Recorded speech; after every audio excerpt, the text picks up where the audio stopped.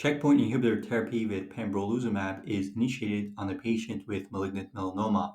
This leads to significant reduction in the size of the axillary nodules and metastatic lesions. Which of the following best correlates with the treatment response in this patient?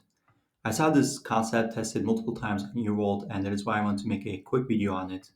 So remember that cytotoxic T cells are going to play a especially important role in killing off cancer cells.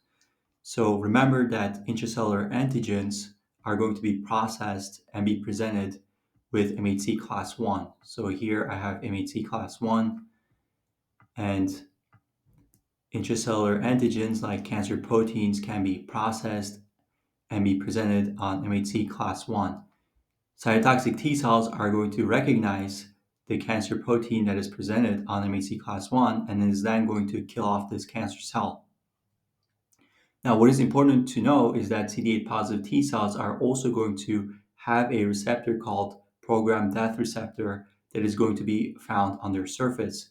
And normally, this kind of serves as a checkpoint to make sure that we don't have excessive immune response. So, once this receptor is stimulated, we're going to have a decrease in the T cell response.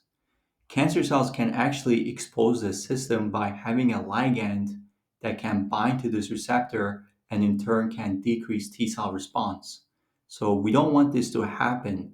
And so in order to fight off what these cancer cells are exposing, we can have antibodies against this receptor so that cancer cells cannot bind to it.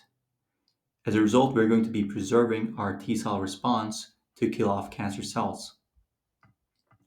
So to answer the question, the answer choice is going to be A, which is going to be CD8 positive T lymphocyte infiltration is what is going to occur that is leading to this patient having a reduction in his tumor.